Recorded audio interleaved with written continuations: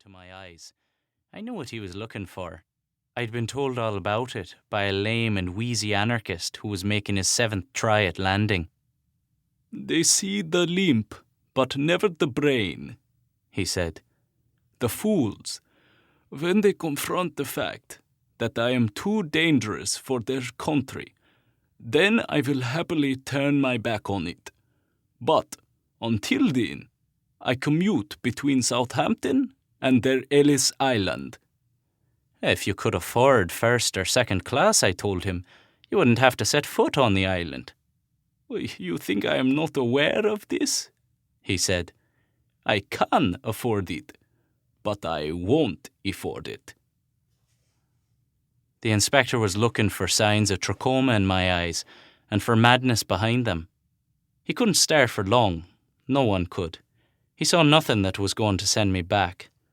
To my left, another inspector drew a large L on a shoulder with a brand new piece of chalk. L was for lung. I knew the signs. I'd been seeing them all my life. The man with the brand new L had already given up. He collapsed and coughed out most of his remaining life. He had to be carried away. An E on the shoulder meant bad eyes. Another L meant lameness. And behind those letters, other hidden letters, never chalked onto shoulders. J for too Jewish, C for Chinese, SE too far south and east of Budapest. H was for heart, SC for scalp, X was for mental, and H was for handsome. The guard stood back and I walked the few steps to the next desk. I let my heels clip the Spanish tiles. 2 beautiful sisters held each other as they were pushed back. Without parents or children, they were too likely to fall into bad hands waiting for them on the Manhattan or New Jersey wharfs. If they were lucky, they'd be kept on the island until relatives were found to take them. Less lucky, they'd be pawed, then let through. Less lucky still, they'd be departed, sent back before they'd arrived. I handed my passport and papers to the Immigration Bureau officer. He opened the passport and found the $10 note I'd left in its centre. The note was gone before I saw it missing. I'd taken it from the wheezy anarchist. Its loss didn't sting. Then came the catechism, the questions I couldn't get wrong. "What is your name?" Henry Drake. "Where you from?" London. "Why have you come to the United States?" Opportunity. So far, so easy. But he stopped. He looked at me. "Where are you travelling from, sir?" he asked me. It wasn't one of the questions. London, I said.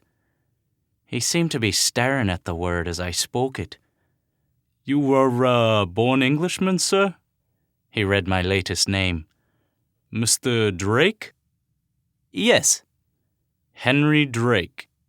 Yes. "And where is Mrs. Drake, sir?" She's in my dreams. "So you're traveling alone, sir, is that right? You are an unmarried man." That's right. "And how do you intend supporting yourself, sir?" We were back on track. By working very hard. "Yes, and how, sir?" I'm a salesman." "And your specialty?" I shrugged. Everything and anything. "All right. And do you have sufficient funds to sustain you until you commence selling everything?" I do." He handed me a sheet of paper. "Could you read this for me, sir?" We, the people of the United States, in order to form a more perfect union, and as I strolled through the literacy test, I could feel Victor, my brother, beside me, his leg pressed against mine in the school desk, and Miss O'Shea at my shoulder, my teacher and wife, the mother of the daughter I suddenly missed, her wet fingers on my cheek, and secure the blessings of liberty to ourselves and our posterity, do ordain and establish this Constitution of... He took the paper from my fingers. He picked up a rubber stamp and brought it down on top of a card. I read the stamp. Admitted. "Welcome to America," he said. It was America, not just the USA. America was bigger than the States, bigger than the world. America was...